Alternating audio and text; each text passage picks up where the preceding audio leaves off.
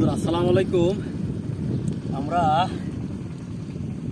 কৃষকদের মূল্যায়ন করি না, কৃষকদেরকে আমরা দিন মজুর মনে করি। আসলে যে কৃষকদের কারণে আমরা ঢাকা শহরে বিল্ডিংয়ের ভিতরে বসে থেকে চাল ভাত এগুলো আমরা খাইতে পারি।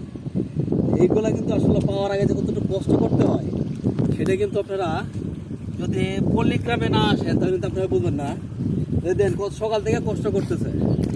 হ্যাঁ, আর আমাদের বাংলাদেশে আর একটা অভ্যাস হইল কি, যারা কাজ করে শ্রমিক, যারা মনে করেন কৃষক, ওদের কাজ করার পর 2 মাস 3 মাস গোড়া লাগে টাকা দেয় না। কি এটা সত্য না মিথ্যা? হ্যাঁ, টাকা দিতেছে না, 1 মাস 2 মাস ঘুরায়।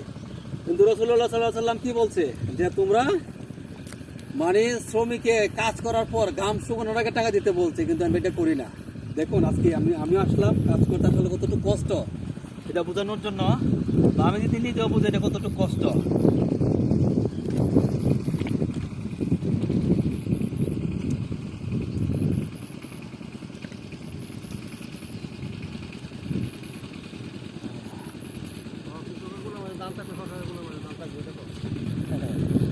হ্যাঁ